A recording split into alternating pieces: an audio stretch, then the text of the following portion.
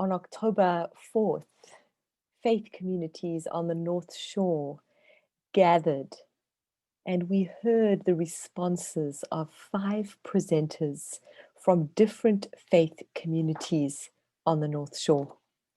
From Mount Seymour United Church, North Shore Missionary Alliance Church, St. Catherine's Anglican Church, from the Ismaili community, and from the Bridge Church. What follows are the 5 presentations, and each presenter will respond to 3 questions. How have you maintained a sense of hope personally during the COVID-19 pandemic? How has your faith community engaged with mental health issues and faith over time? And do you have any resources that you would like to share with other individuals and faith communities? If you are watching this, I pray that these 5 presentations would guide you and your communities in taking some next steps toward faith, mental health, and hope. I really appreciate not having to introduce myself. I will take a couple minutes or like 30 seconds of my time to let you know that I am a person with a lived experience of mental illness. I've had a diagnosis of mental illness. Is everything okay? Sound-wise? Okay, sorry, I'm getting a little feedback. Anyways, so I've had a diagnosis of a mental illness since I was a teenager, depression and anxiety being the big ones, along with some wonderful PTSD later on in life and some delightful OCD, which is super fun. And it's not been easy, but I've gotten a lot of help over the years, and I've been supported unconditionally by both my family and my church. Both as a congregation member and then as a church employee. So to answer the first question,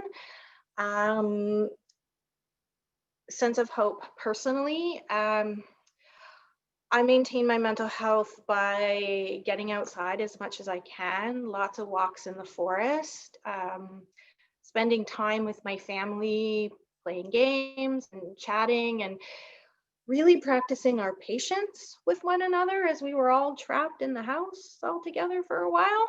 And what's also really helped my hope is knowing that I have support to draw on from my family, from my friends, and from my church, knowing that they're really there to help me and support me throughout all of this. I avoid as much negativity on social media as I can as well, and rather I seek out the stories of goodness and finding those treasures of those beautiful things that have come out of the pandemic, and those like really hopeful stories. I really love reading them, and I avoid negative as much as I possibly can. So how is my faith community engaged? So we began our mental health and faith journey about 3 years ago. During some congregational meetings, we had some brainstorming sessions and really came to an understanding that our congregation needed to address mental health concerns within our congregation and our wider community. At the time, Sanctuary Mental Health Ministries was offering, as part of their mission, mental health peer support training, and about 5 members of our congregation attended, including myself. They don't offer that training anymore, unfortunately. Their model of peer support is based on the AA model of, so that members of the group, including all the facilitators, are people with lived experiences of mental illness, similar to an AA meeting where all the members are in various stages of recovery. While we were doing that and in the process of starting our support group, we had a couple members of our congregation, including myself, share sermons, or perhaps reflections is a better word, on their lived experiences of mental illness and mental wellness. This was really important to our congregation because it helped our congregation members see that people they had no idea, that they would never think that person has a mental illness. Like suddenly it was like, oh, that person has a mental illness. Okay, the stigma and the stereotype that I've carried about mental illness really needs to shift, because suddenly they were seeing these people who are perfectly able to work in ministry, or perfectly able to, be functional members and active in society. And that was a big help, to see that mental illness is on a spectrum. And I have a minute left. Oh my God. Okay, here we go. So our peer support group started meeting 3 years ago. We meet 2 times a month. We've only ever canceled a meeting twice, once for snow and once because myself and our other facilitator were so sick we couldn't lead a meeting. When the pandemic hit, we went to once a week. We've met every week through the pandemic. Until recently, we've gone back to twice a month. We've had a mental health first aid course at our church as well, equipping volunteers and church members to helping recognize the signs of somebody in crisis, helping to support somebody who's in crisis, and also recognizing that maybe there's something going on with that person's mental health. Here's how I can ask them how they're doing, and check in with them. Mental health first aid, awesome. And since I get to talk later about next steps for communities, my question about answering resources, I can actually hold until then, and then I end on time. Thank you very much, Anne. The first question about how I've been dealing personally with the COVID-19, it's been a real roller coaster. I've found that my emotions, due to the isolation and or self-isolation and being so far away from both my older daughters who live in Alberta, my emotions were on a roller coaster. They changed sometimes from hour to hour. The only way that I found and that I was able to control them and actually bring them up was through my involvement with my Wednesday afternoon coffee time. Because of COVID, we had to put a halt to our getting together every Wednesday. But what we did is we redirected ourselves to becoming very involved with going out and shopping for some of the various shut-ins, and delivering grocery cards to the ones that were not physically challenged by the COVID-19, that wanted to stay safe and stay at home.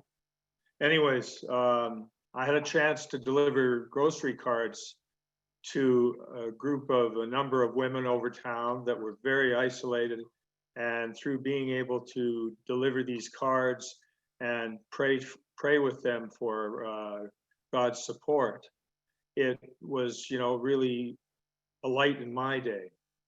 And I was able to witness the love and courage that these women would display. And it gave me the hope and the courage myself, and made all my trials a lot less. With our church, one of the groups that I failed to mention at the start that I'm also involved with is a group called Lazarus, and this is answering the second question. It's a Lazarus community society. We support a group house for homeless men that are suffering from poverty, mental health issues, and social distancing, also addiction issues. At the beginning of the year, we had one house, and we were had 3 men living in the house, and we had really come to a crossroads that we were trying to support this house ourselves, and we just couldn't do it. We didn't have the expertise. But through negotiations with the Vancouver Coastal Health and the Canadian Mental Health Association, we were able to create a circle of care between the 3 of us this spring. And it allowed us to all take action in this one house that we had. And since this time, there's been just an amazing growth in the men that are living there. They're now getting the proper care, and we are all able to take care of our own areas. North Shore Alliance, the spiritual, the Vancouver Coastal Health, the physical health issues, because they have people calling on them, and the Canadian Mental Health Organization. They also have their counselors that come out to the house each week. Another event this spring was we dedicated a second house in North Vancouver, and we added 5 more beds. So we are now housing 8 men. We are looking forward to this growing in the future, and we're praying to God to give us guidance, and anybody else that can help us along this route. Lastly, if I have any resources, sadly, the only resource I can really say is for everyone to don't be afraid to get involved. You know, it's amazing how many times I didn't get involved because I didn't think that I had the training or the expertise or the patience. But since I took the step to get involved with mission work and with trying to help in any way I can, I've found it probably to be just amazingly fulfilling. You can listen to the stories and the advice of the others that have been doing it a lot longer than yourself. The other advice that I give would be to greet everyone that you do come into contact with when you're volunteering from a position of love and respect. Ask for guidance from God, ask God for a guide to guide you in discernment, and just get involved.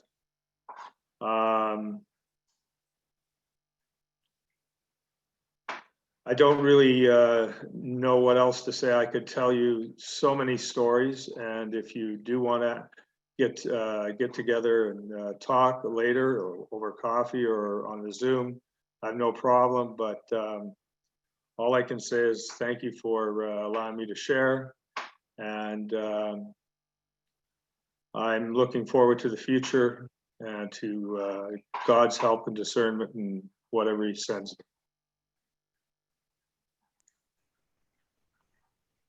Thank you very much, Greg, for your presentation. What a great message.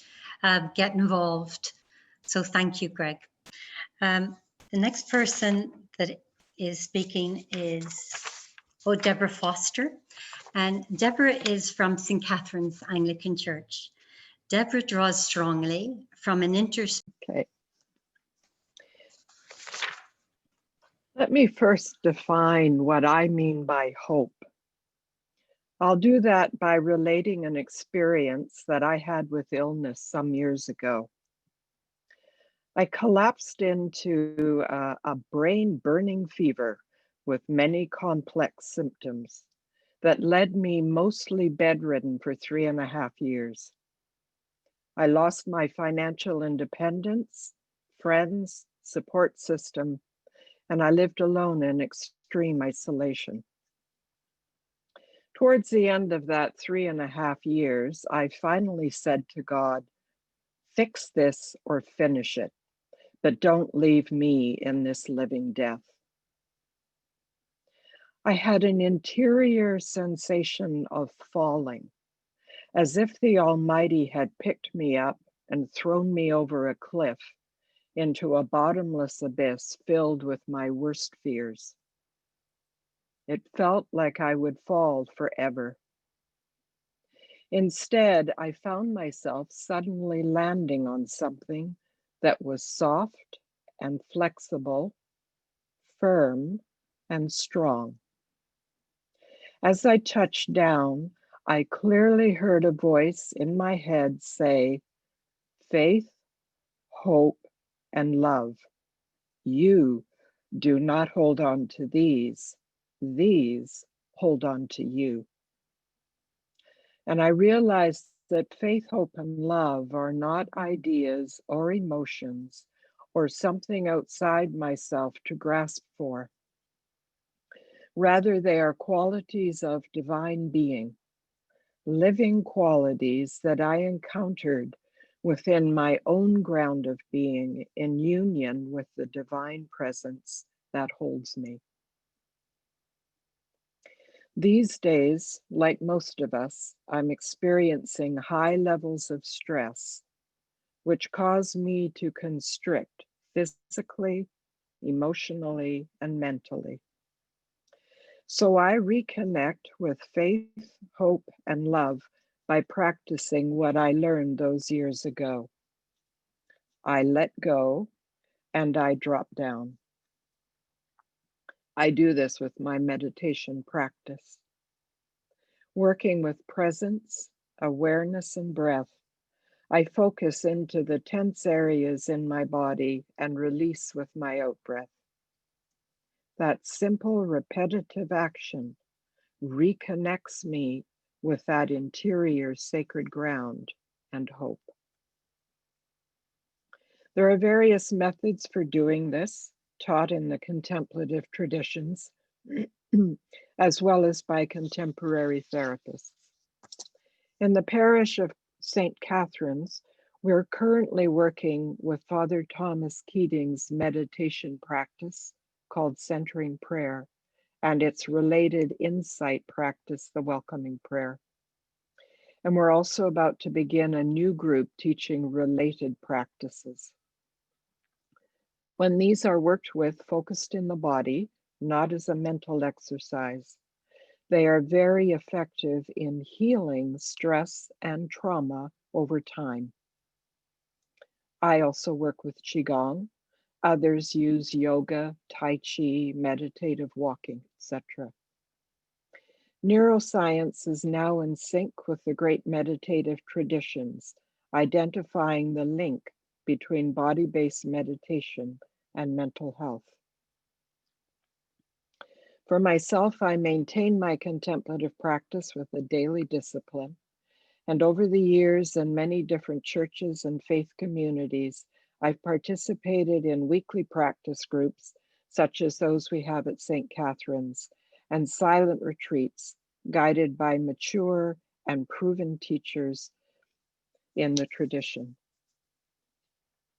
Contemplative practice and meditation are known to help heal trauma. Over years, they can heal very deeply. I work with a well-qualified spiritual director who is supervised by another director. I have clinical depression, amongst other things, from this illness, and I regularly see a psychiatrist. For many of us who live with mental health conditions such as clinical depression, addictions, etc., it's essential to address these with suitable medical care, medications, counseling. Without that, contemplative practice is compromised and can actually be counterproductive. With well-managed medical support in place, contemplative practice can contribute to good spiritual and mental health and overall well-being, particularly in times like these. And I've given Sharon a list of resources. There's books and websites and YouTube channels galore. and she'll make those available to you. So thank you for listening.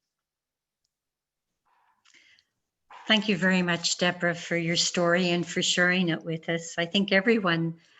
The North Shore Faith Communities, Reverend Sharon and Eleanor, for this amazing speaking opportunity, and also bringing mental health awareness to light, because not only does it affect us individually, but it affects all of our faith communities, especially when we're dealing with COVID and isolation, depression, and so many other mental health issues that everybody's been dealing with. So I'm glad that all of this has been brought to light. So how have I maintained a sense of hope during COVID-19 pandemic? You know, being at home with the family has been difficult, but you know, it's also been very supportive, and also realizing that, you know, we have a sense of family and the support within each other. And the big thing with my faith community, with the Somali community, is that from a very, very young age, volunteerism has always been huge. You know, right from, you know, when I can remember going to mosque, where our Jamaat Khana, where, you know, we always volunteered. And this is something that my family and I, and my community, has always reached into and within ourselves. And our community has tried to do everything possible during this pandemic virtually, to reach out, making sure that we are still a part of the community. There's been a lot of support there.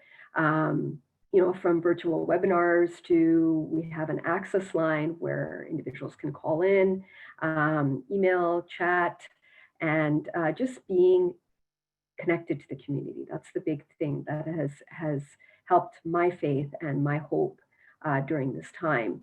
In regards to engaging with mental health issues and faith over time, what has our community done? And if you can actually start the slides, that would be great. Thank you. The first slide, actually. Perfect, thank you. So in regards to this slide, you know, mental health is multidisciplinary throughout all of our boards and portfolios. And the Anglican Health Board is the central point. And we've got mental health leads who are consultants that are with the Anglican Health Board. But looking at this slide, it's basically improving the mental health and well-being of our community, our Jamaat, and, you know, ensuring that there is programming that's available, leadership that recognizes and addresses mental health issues. You know, we have our primary and secondary prevention. So with primary and secondary prevention, this is where we address the disease process before it begins, or even catching it early enough through screening and education. These are usually encompassed in our mental health and addictions programming. And in terms of the tertiary prevention, so this is our medical advisory services, or MAS, appropriately managing a disease once it's presented to optimize the quality of life and survival. And what sort of programming do we provide? We do provide mental health first aid, and I am a mental health first aid instructor for our community in BC. This is a 2-day program in collaboration with the Mental Health Commission of Canada, and you know, making sure that, you know, we're aware of mental health in our community. What is assessment? How do we help an individual that is going through crisis? We also have other programming as well through Canadian Mental Health Association. We've just started our program of Learning Life to the Full. It's an 8-week program that just started last weekend. Overwhelming response. We now have a wait list, so that's going really, really well.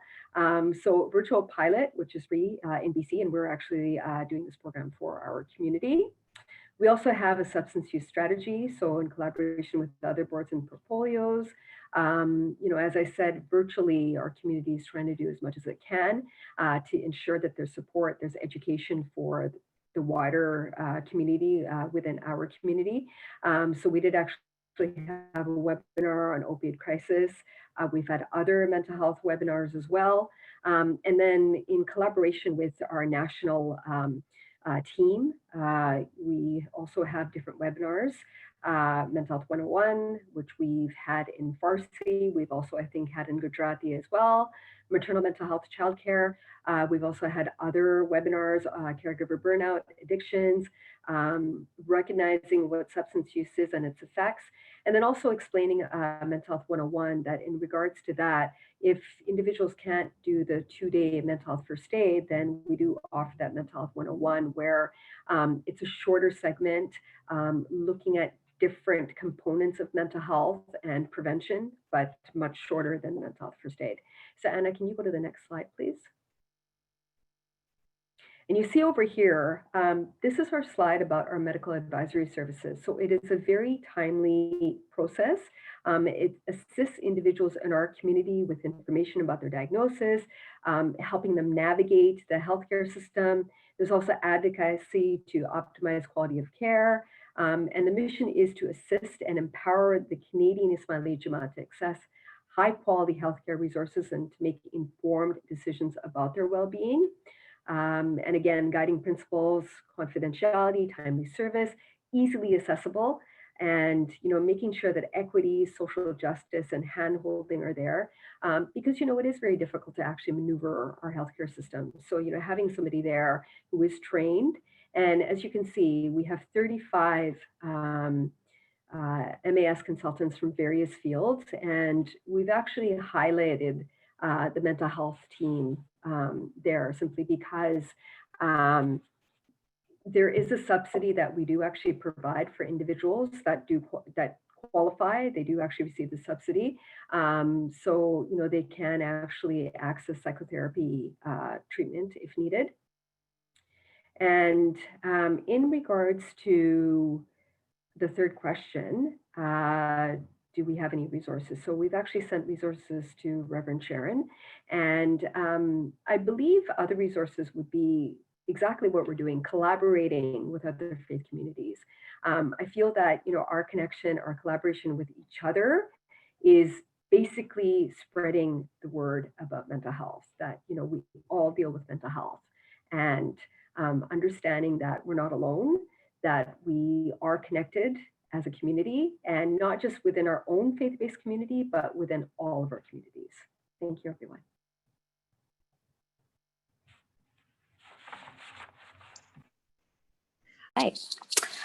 Hi, and thank you for this invitation, and Farzana for that amazing sharing of those resources and the way your community is making them available to your members. That's great. How have I maintained my sense of hope personally during this pandemic? Well, mostly through study of the Word. I must say that just staying connected to my faith, my hope, my God is the most grounding of all. Staying active physically also as a teacher of dance, physical education, knowing the benefits of movement in keeping our sanity and staying fit, and that contributing to my mental health. So I've continued doing that, and I'm going to speak a little more about how that looked like. Continued to play pickleball with my husband 3 times a week, and that helped. Staying connected to our faith community through Zoom. So we've had multiple studies that we transferred onto the internet. So doing a seamless study, which is a study of the Word from the Bible from the Old to the New Testament, seeing the seamless thread that runs through Scripture. And other studies, things also like nonviolent communication, helping equip people in that respect. And a number of other studies led either by ourselves, my husband and I, or our pastor.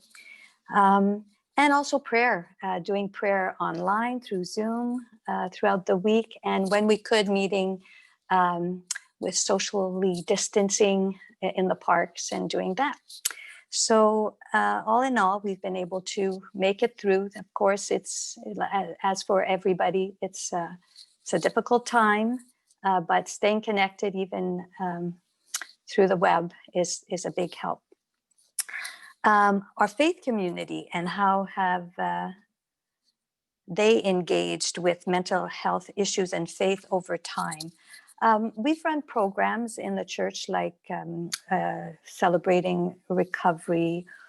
We have regular prayer always after service so that we can meet with people that have needs and that need to be directed and receive their help, the help they need. We've also had a campaign during this whole COVID time where we put it out to the community in general if people needed prayer, and people who contacted us were connected with someone one-on-one, so there could be just an ongoing support, even though it was, through messaging. So that's the type of things. We've also provided meal trains for people in need throughout. But what I really would like to do is share a resource that I have developed actually over the past 5 years. And as Deborah spoke so well about, and the whole, all of the research that has been done that shows how meditation is such a great tool for us to use, that really God has mandated. We see it through scripture to meditate on who he is and his promises. So that's kind of a given. Research has shown it, that focused meditation is very beneficial for our mental health in so many ways.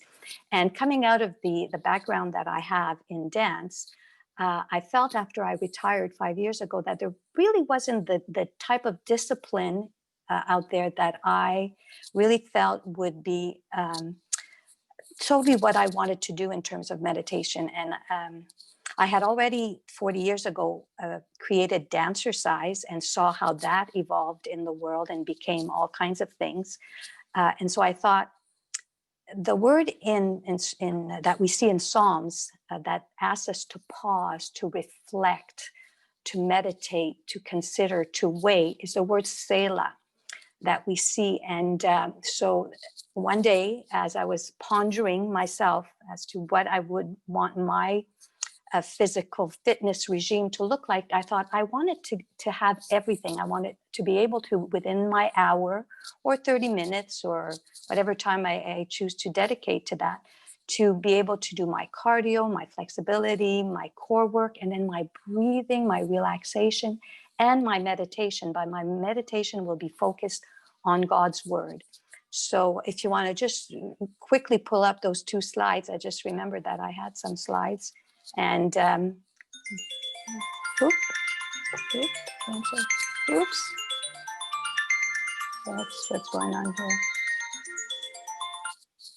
I'm sorry. So Selah has 6 dimensions, the idea being to address our emotional needs, our spiritual needs, our physical, our relational needs, our intellectual needs, and our transformational needs. So this is a page from my website, which explains why we do the Selah the way we do it, so that we address every aspect of our physical well-being.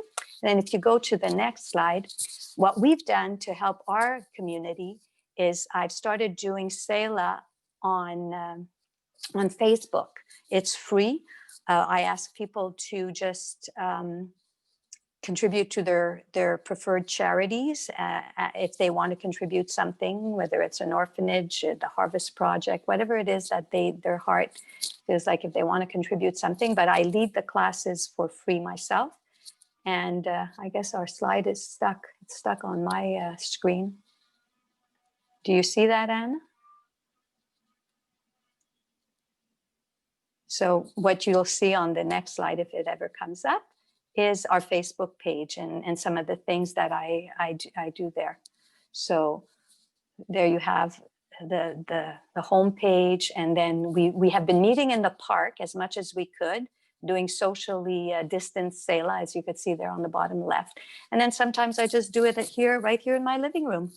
And that's it. That's what I really wanted to share, was a way to provide exercise, which includes also breathing, relaxation, meditation, which comes from my own training, 40 years of doing both the physical aspect and the spiritual aspect. I've decided to combine them. And that is Selah.